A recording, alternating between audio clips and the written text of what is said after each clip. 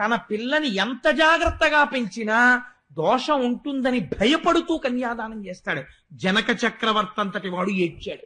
ఆడపిల్ల పుట్టిన తరువాత ఏదో ఒక క్షణంలో ఎంత గొప్పవాడైనా ఇలా తలవంచవలసి వస్తుందమ్మా, నిన్ను కన్నాను కదా అన్నాడు. అందుకని ఇన్ని చెప్తే పాలు చేతులకు రాయించుకుని పుచ్చుకున్న వాళ్ళు ఆడపిల్లని కోడలిగా తెచ్చుకుని పుట్టింటికి నేరం చెప్పారనుకోండి, వాళ్ళు కృతజ్ఞులు. ఇంకెందుకు వాళ్ళు సభామర్యాద అలా పుచ్చుకోవడం?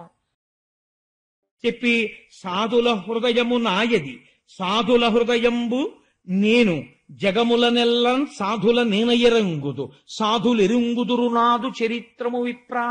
ఈ పద్యం అండర్లైన్ చేసి పెట్టుకోవాలి జీవితంలో. ఈ జగత్తులో ప్రపంచంలో ఎక్కడైనా సరే అడిగితే ఇవ్వనన్నవాడు, అవతల వాళ్ళ యొక్క దోషమును మన్నించగలిగిన వాడు, ఈ 2 లక్షణములు ఉన్నవాడు సాధు పురుషుడు. తపస్సు చేత లేకపోతే చదువుకున్న పుస్తకాల చేత కాదు, అటువంటి విశాల హృదయం ఉన్నవాడెవడో వాడు సాధు పురుషుడు.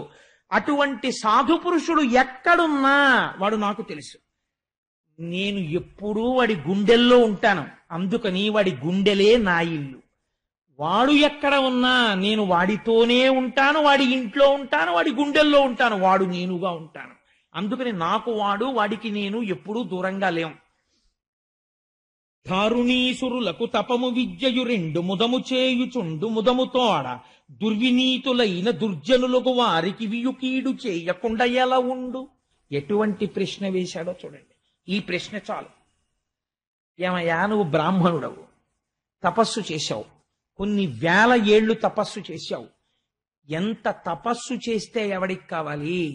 నువ్వు ఎన్ని గొప్ప పనులు చేస్తే ఎవడికి కావాలి? అవతల వారిలో ఉన్నటువంటి అమాయకత్వాన్ని క్షమించగలిగిన విశాల హృదయము నీకున్నదా? అవతల వాడి కష్టమేమిటో తెలుసుకోగలిగిన లక్షణము నీ ఎందున్నదా? లేదు. నీకెప్పుడూ పక్కన ఒక లక్షణం ఉండిపోయింది. ఏమిటా లక్షణం? కోపం. చిన్న అమర్యాద జరిగితే అవతల వారి వలన ఇది ఎందుకు జరిగిందో అని ఆలోచించవు. ద్వాదశి వెళ్ళిపోతోందని నీళ్లు తాగాడని ఆలోచించలేదు. కోపపడిపోయి కృత్యుని సృష్టించావు. కాబట్టి నువ్వు దుర్నీతిని పాటిస్తున్న వాడివి. అట్లాంటి వాడికి ఎంత తపస్సు ఉన్నా, ఎంత జ్ఞానమున్నా అవి నిరంతరము అస్తస్తమానము భ్రష్టములవుతూ ఉంటాయి. కష్టములను పొందుతాడు, జ్ఞాపకం పెట్టుకో. కాబట్టి ఈ విశాల హృదయము నీకు రాలేదు. కాబట్టి కీడు చేయకుండా ఎలా ఉండు? నీకు కీడు చెయ్యకుండా ఎలా ఉంటాయి అంటే, ఇప్పుడు ఈ కీడు ఎక్కడి నుంచో వచ్చింది, ఇంతకు ముందు నుంచే. కాబట్టి ఆ స్థానాన్ని నువ్వు ఒకసారి వెతికి పరిశీలన చేసుకో. అంటే దిద్దవలసింది అంబరీషుణ్ణి కాదు, నిన్ను నువ్వు దిద్దుకోవాలి ముందు. కాబట్టి ఏం చేస్తావో తెలుసా?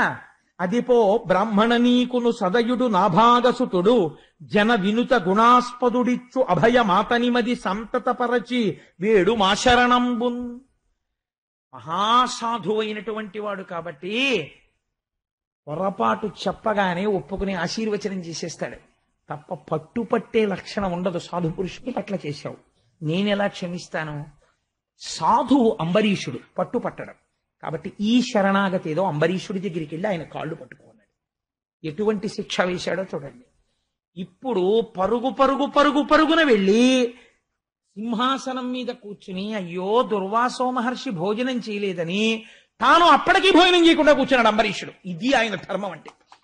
అప్పటికీ భోజనం చేయకుండా విచారవదనంతో కూర్చున్న అంబరీషుడి పాదాల మీద పడిపోయి గట్టిగా పాదాలు పట్టుకుని, మహానుభావ నువ్వే నన్ను రక్షించాలి ఈ సుదర్శన చక్ర ధారల నుండి అన్నాడు. అంటే అయ్యయ్యో అదేమిటంటే సిగ్గుపడ్డాట అంబరీషుడు. ఎందుకో తెలుసా అండి? ఇంతటి మహాత్ముడు నా వలన క్రోధమును పొంది ఇన్ని కష్టాలు పడి నా కాళ్ళు పట్టుకున్నాడు, ఆయన నా కాళ్ళు పట్టుకోవడమా అని సిగ్గుపడ్డాట. ఎంత గొప్ప మనస్సో చూడండి అంబరీషుడు. ఇది భక్తి. ఎక్కడొచ్చింది మనస్సు? తపస్సు చేత కాదు, గృహస్థాశ్రమంలో ఉండి తాను ఇంకా భక్తితో ఉండాలని సాధన చేస్తున్న హృదయంలోంచి వచ్చింది భక్తి. కాబట్టి ఏమైంది అంటే, ఆయన వెంటనే లేచి సుదర్శన చక్రాన్ని ప్రార్థన చేశాడు. సుదర్శన చక్రానికి చేసినటువంటి ప్రార్థన వింటే మనని తరువుకొస్తున్నటువంటి దురితముల నుంచి మనం కాపాడబడతాం. నీవ పావకుడవు, నీవ సూర్యుండవు, నీవ చంద్రుండవు, నీవ జలము, నీవ నేలయు నింగి, నీవ సమీరంబు, నీవ భూతేంద్రియ నికరములును, నీవ బ్రహ్మంబును, నీవ సత్యంబును, నీవ యజ్ఞంబును, నీవ ఫలము, నీవ లోకేశులు, నీవ సర్వాత్మయు, నీవ కాలంబును, నీవ జగము, నీవ బహుయజ్ఞ భోజివి, నీవ నిత్య మూల తేజంబు, నీకు నే మృక్కువాడ, నీరజక్షుండు చాల మన్నించునట్టి, శస్త్ర ముఖ్యమకావవే చాలు చాలు శస్త్ర ముఖ్యమకావవే చాలుముని.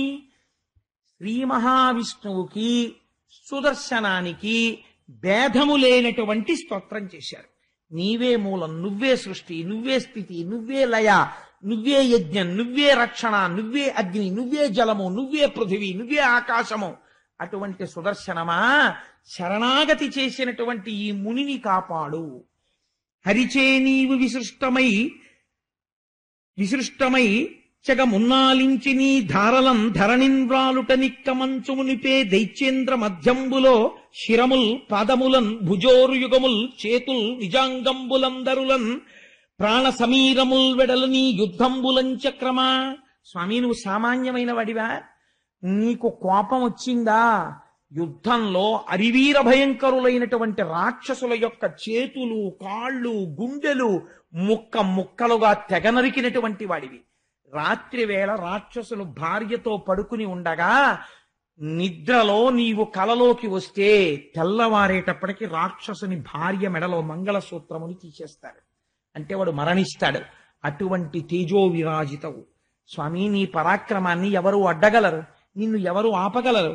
కమలలోచనుండు కలుల శిక్షింపక బాలుసేయ నీవు పాలుబడితి వైనవింక చాలు, ఆపన్నుడయ్యున్న తపసి కావు నీవు ధర్మవృత్తి. నీవు రాక్షస సంహారం చేయడానికి సుదర్శనాన్ని పట్టుకుంటూ ఉంటారు స్వామి. అటువంటి వాడివి. ఆయన చేత అటువంటి పనులకు వినియోగింపబడుతుంటావు. ఇవాళ మహర్షి శరణాగతి చేశాడు. బ్రాహ్మణుణ్ణి చంపడమా?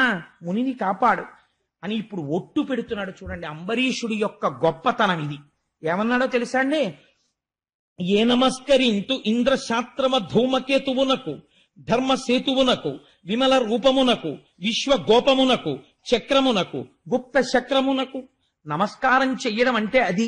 5 జ్ఞానేంద్రియాలు, 5 కర్మేంద్రియాలు, బుద్ధిస్థానమైన శిరస్సు 11ంటిని మీ పాదముల దగ్గర విడిచిపెట్టామని వదిలిపెట్టడం, అవతల వారి శరోర అధోభాగమనందున్న పాదములకు శిరస్సు తాటించడం శరణాగతి. అందుకని శరణాగతి చేసి నిలబడ్డాడయా, నేను నీకు శరణాగతి చేస్తున్నాను. ఓ చక్రమా, నువ్వు ఇంద్రాది శత్రువుల యొక్క మదమునం అణచగలిగినటువంటి దానివి. ఈ లోకము యొక్క యథార్థమైన రూపమును మరుగుపరచి జగత్తుగా కనపడేటట్టు మాయ చూపించగలిగినటువంటి దానివి. విశ్వగోపమునకు ఈ విశ్వమును రక్షించగలిగినటువంటి దానివి. అటువంటి చక్రమా నీకు నమస్కారం. విహిత ధర్మమందు విహరింతునేనియో ఇష్టమైన ద్రవ్యమిత్తునేని, ధరణిసురుడు మాకు దైవతంబగునేని, విప్రునకు శుభము వెలయుగాక. కోరిన వాళ్ళకి నా దగ్గర ఉన్నది లేదనకుండా నేను ఇచ్చిన వాడనైతే, నేను ఎప్పుడూ ధర్మము తప్పకుండా ప్రవర్తించిన వాడనైతే, నేను చేసిన పూజలకు శ్రీ మహావిష్ణువు సంతోషమును పొందిన వాడైతే, నీవు ఈనాడు మహర్షిని సంహరించాలని ఉద్యుక్తతను పొందుతున్న దానివి, ప్రశాంతతని పొంది శాంతిని పొంది నీ యథాస్థానమునకు మరలిపోదువుగాక అన్నాడు. తను చేసిన తపస్సునంతటినీ ఒట్టు పెట్టాడు దుర్వాసుని రక్షించడానికి. ఉత్తర క్షణం ప్రశాంతతని పొంది సుదర్శన చక్రం వైకుంఠానికి వెళ్ళిపోయింది. వెళ్ళిపోగానే ఇంత శపిద్దామని కృత్యని ప్రయోగించినటువంటి దుర్వాసుడు చెనకలేకపోయాడు అంబరీషుణ్ణి. సరికదా ఒక మాట అన్నాడు, ఆహాహాహా, ఎందుకురా ఇన్ని వేల ఏళ్లు తపస్సు చేశాను? గృహస్థుగా ఉంటూ నువ్వు పొందిన దాన్ని నేను పొందలేకపోయాను. ఒక మాట ఇవ్వని పేరు కర్ణములలో వయ్యారమై సోకినన్, సకలాగంబులు పల్లవించి తొలుగన్ సంభ్రాంతితో అట్టి సత్సుకరున్, మంగళ తీర్థపాదు హరి విష్ణుం దేవదేవేషు దారకలంక స్థితి కొల్చు భక్తులకు ఏ దడ్డంబు రాజగ్రణి. ఆ శ్రీ మహావిష్ణువు యొక్క నామము ఒక్కసారి జీవితంలో ప్రీతితో చెప్పినా, ఆ శ్రీమన్నారాయణ పాదములకు నమస్కరించినా వారిని ఏ కష్టములు అడ్డవు. అటువంటి మహానుభావుడివి, నిరంతరము శ్రీమన్నారాయణ స్మరణ చేసేవాడివి, నీ వైభవం ఏమిటో నేను ఇవాళ చూశాను. మిత్రుడవై రక్షించావు, నాకు జీవితాన్ని ఇచ్చావు. ఇక నుంచి నీ పేరు అన్ని లోకములలో చెప్పుకుంటారు.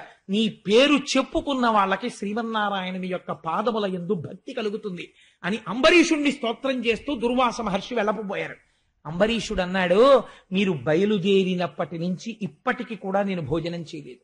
మీరు భోజనం చేస్తే ఆ మిగిలిన పదార్థాన్ని భుక్తశేషంగా భావించి తింటాను, మీరు తినండి అన్నాడు. అంటే పరమ సంతోషంగా భోజనానికి కూర్చున్నాడు దుర్వాసుడు. అవనిసురుడు కుడువ అతి పవిత్రంబైన వంటకంబు భూమి వరుడు గుడిచే తపసి నిగులు మన్ప తానెంత వాడను హరికృపా మహాత్యమనచు తలచి. ఏమి పద్యం అండి ఈ పద్యం! నిజంగా గృహస్థు యొక్క ధర్మాన్ని నిట్ట నిలువునా నిలబెడుతుంది. అవనిసురుడు కుడువ అతి పవిత్రంబైన, ఇంటికొచ్చినటువంటి బ్రాహ్మణుడు కుడిచి వెళ్ళిన తర్వాత పవిత్రమైంది మిగిలిన అన్నం అన్నట్ట అంబరీషుడు. నేను బుద్ధి చెప్తే బతికినవాడు అనలేదు. ఏమి భక్తి అండి, ఏమి వినయం అండి నిజంగా అంబరీషుడిది అని. అప్పుడు వంటకంబు భూమి వరుడు గుడిచే, ఆ మిగిలిన అన్నాన్ని అంబరీషుడు తిన్నట్ట. తింటే దుర్వాసుడు సంతోషంగా వెళ్ళిపోతే కొంతమంది వచ్చి అన్నారు, మహానుభావ ఏమి గొప్పవారండి, దుర్వాసుడంతటి వాడి మదమణిచ్చారు మీరు అన్నాడు. ఆయన అన్నారు, తప్పు ఆ మాట అనకండి. నేనా రక్షించిన వాడిని, మహానుభావుడు దుర్వాసుడు. అటువంటి మహాత్ముడిని నేను రక్షించడం ఏంటి? నేను కాదు రక్షించింది, హరికృపా మహాత్మ్యమునచు తలచి. ఇది శ్రీమన్నారాయణుడి యొక్క కృపాకటాక్షం. నన్ను రక్షించాడు, ఆయనకి పాఠం చెప్పాడన్నాడు. ఇక్కడ నేను ఒక్క మాట చెప్పాలి. ఇలా ఎందుకు దుర్వాసుడు ప్రవర్తించాడు? ముందే సుదర్శనాన్ని శ్రీమన్నారాయణుడు ఎందుకు పెట్టాడు? ధ్యానం చేస్తున్న వాడికి ద్వాదశి వెళ్ళిపోయే ముందు, వెళ్ళిపోయే సమయంలో ఎందుకు ఒక్కసారి బహిర్ముఖుడయ్యాడు? దీనికి అంతటికీ కారణం ఏమిటో తెలుసా అండి? ఆయనకి జన్మతః ఒక లక్షణము వచ్చేసింది దుర్వాసో మహర్షికి. అది ఎందుచేత అంటే ఈ ప్రపంచంలో అందుకే తల్లి స్త్రీ కడుపుతో ఉంటే ఒక మాట చెప్తారు, భాగవతం వినమ్మా, కృష్ణలీలలు విను అని చెప్తారు. దశమస్కంధం వినమంటారు. రేపటి నుంచి ప్రారంభం, ఏకాదశి కాబట్టి దశమస్కంధం పరమ పవిత్రమైన ఆఖ్యానం ఇంకక్కడి నుంచి. అందుకని ఆ దశమస్కంధం వింటే పరమ జ్ఞాని తేజోవంతుడు కడుపులో ఊపిరి పోసుకుంటాడు. కానీ దురదృష్టవశాత్తు పరమశివాంశతో దుర్వాసో మహర్షి అనసూయాదేవి గర్భంలోంచి జన్మించే ముందు ఒక హైహయుడనబడేటటువంటి ఒక రాజు వ్యగ్రతని కల్పించాడు. ఆ అమ్మ కడుపులోంచి బయటికి రావడంలో రాజు కల్పిస్తున్నటువంటి ప్రతిబంధకాన్ని చీల్చుకుని రావడం కోసం అపారమైన కోపంతో పుట్టాడు దుర్వాసో మహర్షి. పుడుతూనే కోపంతో పుట్టాడు. ఆ కోపముల యొక్క ధాటికి హైహేయుడు భస్మమైపోయాడు. కానీ అది ఉండిపోయింది జన్మలక్షణంగా. ఈ లక్షణాన్ని గెలవలేకపోయాడు. దానికి కారణం ఏమైంది, ఎంత దూరం వెళ్ళిందో తెలుసా అండి? అందుకే భాగవతంలో ఈ కథకి పరిపూర్తి రావాలంటే బ్రహ్మవైవర్త పురాణాన్ని దేవీ భగవతాన్ని కలుపుకోవాలి. బ్రహ్మవైవర్త పురాణంలో ఒక రహస్యం చెప్తారు. మహానుభావుడు దుర్వాసో మహర్షికి ఎవ్వరూ పిల్లనిచ్చేవారు కాదు, కోపిష్టివాడని.